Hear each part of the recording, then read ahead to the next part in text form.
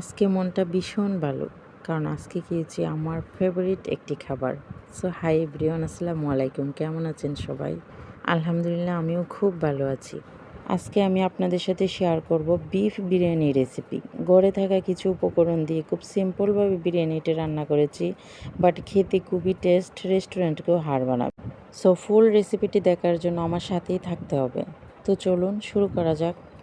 তো প্রথমে আমি এখানে পেঁয়াজ আর রসুন কেটে খুব ভালোভাবে পরিষ্কার করে নিয়েছি।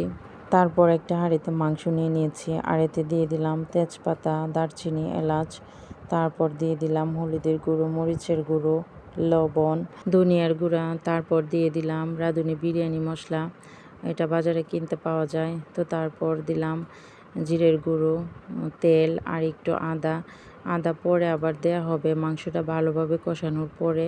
চাইলে আপনারা এতে টক দই দিতে পারেন, টক দই দিলে আরও টেস্টি হবে। আমি এটা স্কিপ করেছি, কারণ আম্মা টক দই দিয়ে খুব একটা খেতে পছন্দ করে না। তো এই সবগুলো উপকরণ ভালোভাবে মিশিয়ে কিছুক্ষণ রেখে দেবো রেস্টে। তো তারপর রেস্টে কিছুক্ষণ রাখার পর হাঁড়ি বসিয়ে দিলাম চুলায়। তো প্রথমবার মাংসটা কষানোর পরে তারপর দিয়ে দিলাম পেঁয়াজ আর রসুন। এগুলো দিয়ে ভালোভাবে কষিয়ে নেব, আর অল্প অল্প পানি দিয়ে কষাবো যতক্ষণ না সেদ্ধ হয়। আপনারা অবশ্যই গরম পানি দিবেন আর অল্প পরিমাণে দিয়ে তারপর কষাবেন। অল্প অল্প পানি দিয়ে কষালে ওই মাংসটা একদম সফট হয় আর খেতেও দারুণ মজা হয়।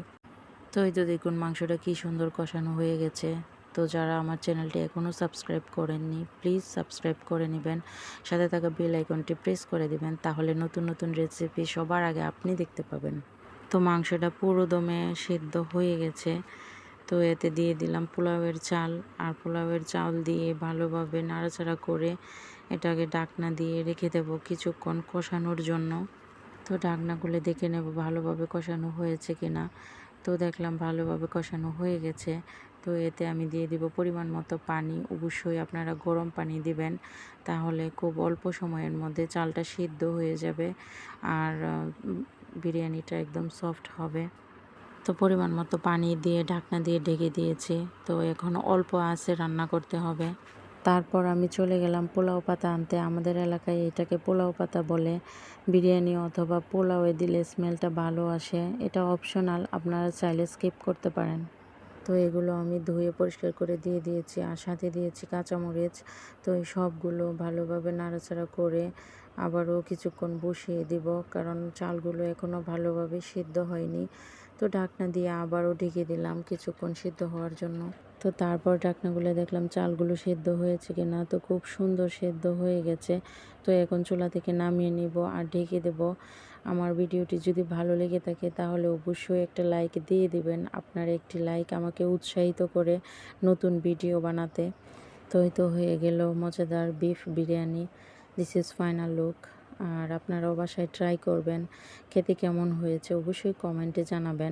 আর ভিডিওটি বেশি বেশি করে শেয়ার করে দেবেন, যাতে আপনার কাছের বন্ধু, আত্মীয় স্বজন সবাই দেখতে পায় আমার রেসিপিটি। সবাই ভালো থাকবেন, সুস্থ থাকবেন, আমাদের জন্য দোয়া করবেন। So thanks for watching my video. Allah Hafiz.